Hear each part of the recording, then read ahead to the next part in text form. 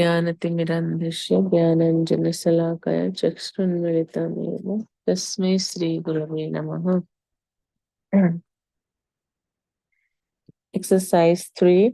Surrender to the Holy Name. A verse meditation. Sometimes reading specific recommended verses can inspire the mind to come alive in the mood of surrender. The following verse from the Srimad Bhagavatam is recommended by Srila Bhaktivinoda Thakura in his Bhagavatarika Marichimala 13th way. Sincere chanters can read it before chanting to enter its profound meaning and gain proper inner orientation. As baby birds that have not yet developed their wings always look for their mother to return and feed them, as small calves tied with ropes await anxiously the time when they will be allowed to drink the milk of their mothers, or as a Moorish wife whose husband is away from home always longs for him to return and satisfy her in all aspects. O lotus-eyed Lord, I always yearn for the opportunity to render direct service unto you. Himad Bhagavatam 6.11.26. Other recommended verses. Srimad Bhagavatam 10.1.4 and Sri Krishna Namashtakam by Rupa Goswami, especially text 1. Exercise 4. Do everything to give up the 10 offenses. The fever of aparadhas, offenses, causes us to feel disinclined towards spiritual activities and drawn to worldly ones. Thus, in one respect, giving up the 10 offenses against the holy name is the most important and needed instruction on chanting. It deserves at least one chapter, if not more.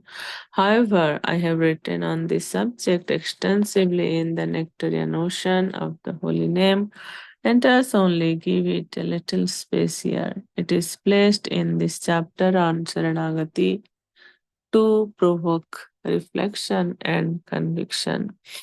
Only someone who has decided to take full shelter of the holy name will master the inner strength to scrupulously work on giving up all the offenses. In Canto 7 of the Srimad Bhagavatam, Srila Prabhupada elaborates on the 10 offenses and offers the only solution to these grave obstacles. While chanting the holy name of the Lord, one should be careful to avoid 10 offenses. From Sanat Kumara, it is understood that even if a person is a severe offender in many ways, he is freed from offensive life if he takes shelter of the Lord's holy name.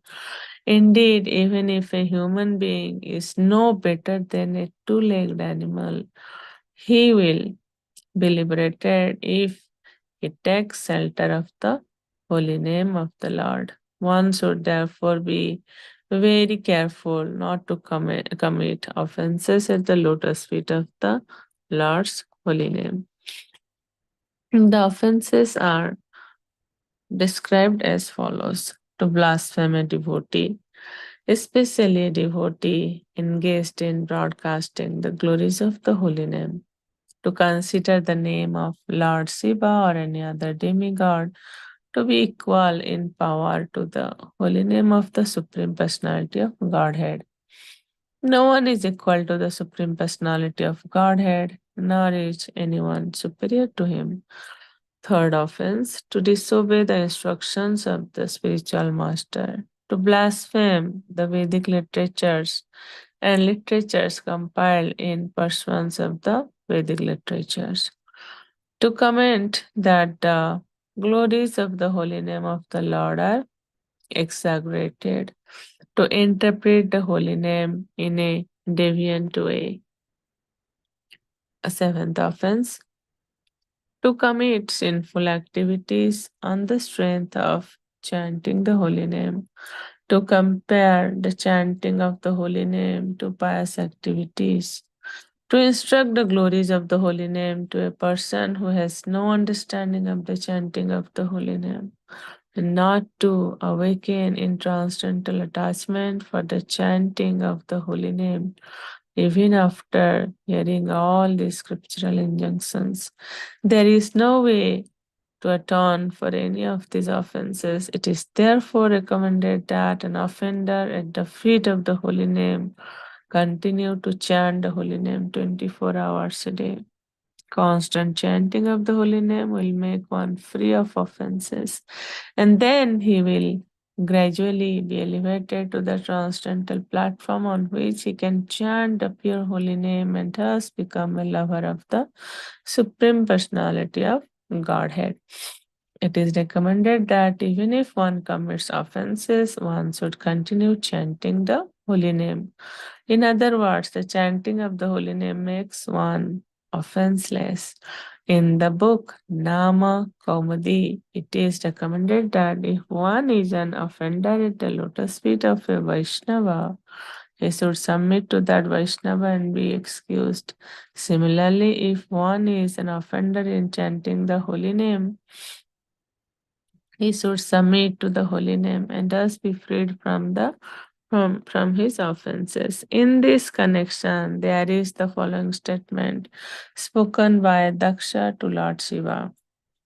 I did not know that the glories of your personality, and therefore I committed an offense at your lotus feet in the open assembly. You were so kind, however, that you did not accept my offense. Instead, when I was falling down because of accusing you, you saved me by your merciful glance. You are most great. Kindly excuse me and be satisfied with your own exalted qualities. One should be very humble and meek to offer one's desires and chant prayers composed in glorification of the holy name, such as I Mukta Kuler Pashyamanam and Nibrita Tarser Upagiyamanad. One should chant such prayers to become free from offenses at the lotus feet of the holy name. Himad Bhagavatam 7.5.23 to 24 purport. O holy name, you are praised and worshipped by all liberated personalities like yogis and sages. I take your shelter, Sri Namastaka 1 by Srila Rupa Goswami. Mm, okay, I will stop here. So today we have read and learned that how to avoid the 10 offenses against the holy name, and it's very important to avoid those offenses. If we'll continue committing those offenses, it will be very difficult to progress in bhakti. So even though we commit those offenses, commit those 10 offenses against the holy name, then we have to the remedy is like we have to take shelter of the holy name, and we have to continue chanting the holy name 24 hours a day. In that way, we can either avoid committing offenses, or if we have already committed offenses, we'll get rid of that and we'll reach to the transcendental position where we can, remember Krishna always. Mm, yeah, that is my understanding is for today. And beautiful analysis given, like how a calf is like waiting for its mother, like a wife is separated from her husband for a long time, is like waiting for her husband, so husband will come and satisfy her in different aspects. So we have to, in that mood, we have to always chant the holy name, so we can in that separation mode, in the mode of separation, we have to chant the holy name. Yeah, that is my understanding is from today's reading, like how to get saranagati We have to